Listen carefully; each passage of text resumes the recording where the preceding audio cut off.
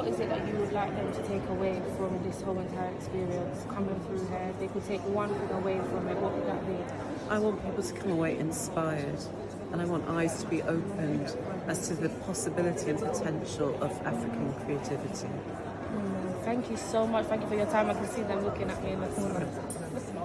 Thank you so much. It's my pleasure. Can I just say you have to start by introducing us with your full name? So my name is Katungulu Mwandwa. I run a brand called Katush.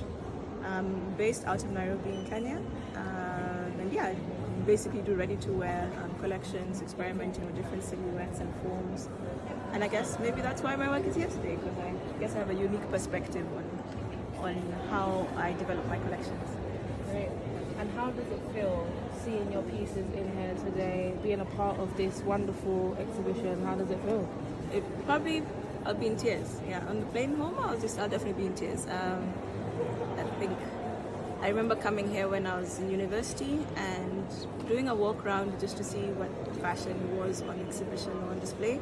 And to come back years later and see my work up on display, I'm just thinking to myself, and first of all the amazing brands that are up as well.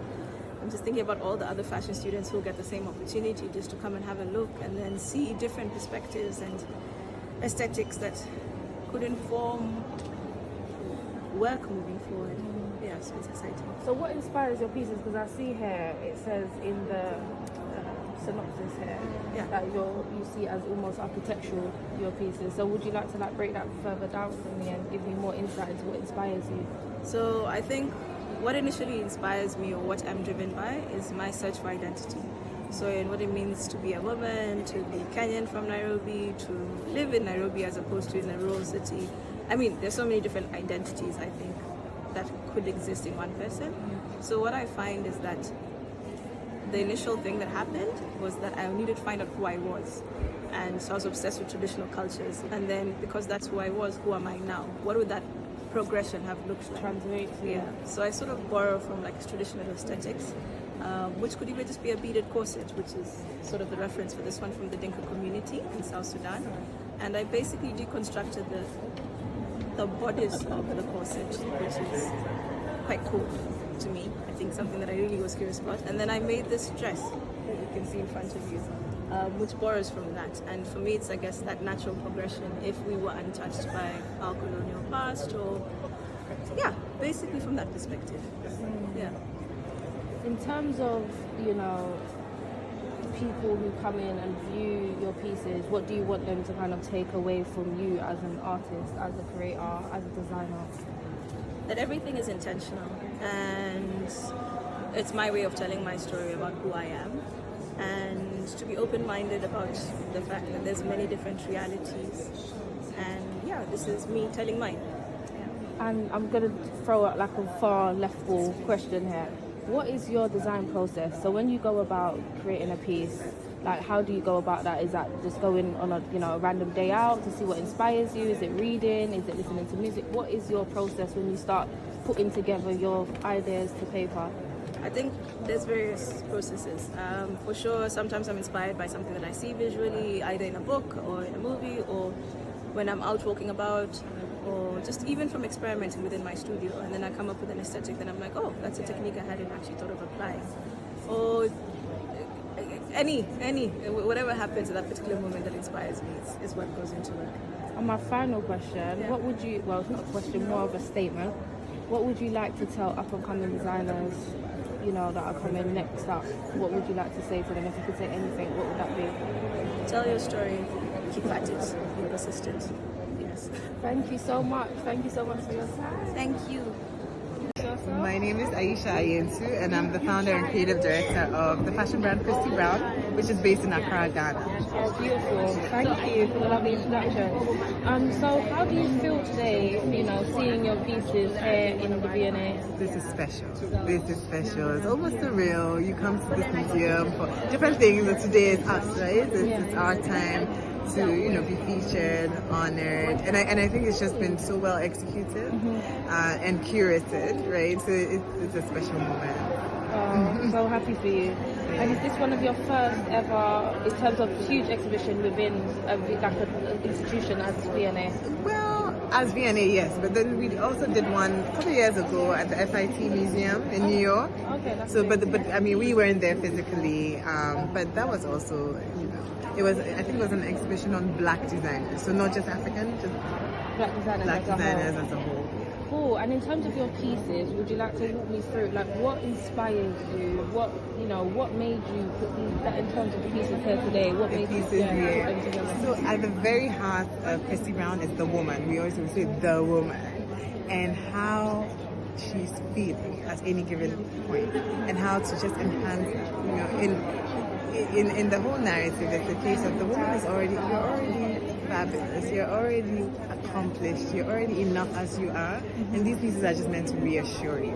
So this black piece is from a collection called She's King, and when I was designing it, I said, no, she's not, all these terms, boss lady, she's a boss. No, she's king, meaning she's king over her life, her world. Everything, good or bad, she owns her world, right? So that's where this is from. This is from another collection called Conscience, where at the time I said, society tells you, oh, well, you're good, or you be a good girl, or do this, and you're tagged as, okay, this is right or this is wrong.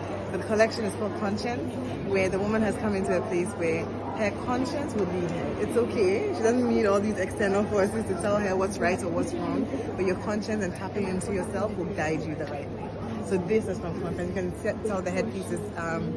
Have you seen The Handmaid's Tale? Yeah. Yeah, so that was one, not the inspiration, but I did some research on that, and just what that it stood for, where women weren't allowed to have their own voice, and that whole autocratic sort of patriarchy of it. So I played on that and then gave them these fabulous, strong pieces to debunk any of those conceptions. Yeah. I definitely love it. And you said it before we started rolling, but you said that your name is based on your grandmother's My grandmother's name? Yes, so Christy Brown. So that's where the power comes from. Would you like to give us some more details on that? Christy Brown is my grandmother's name. Yeah. And now my grandmother, she was a seamstress all her life. Seamstress though. She wasn't a fashion designer in the B&A.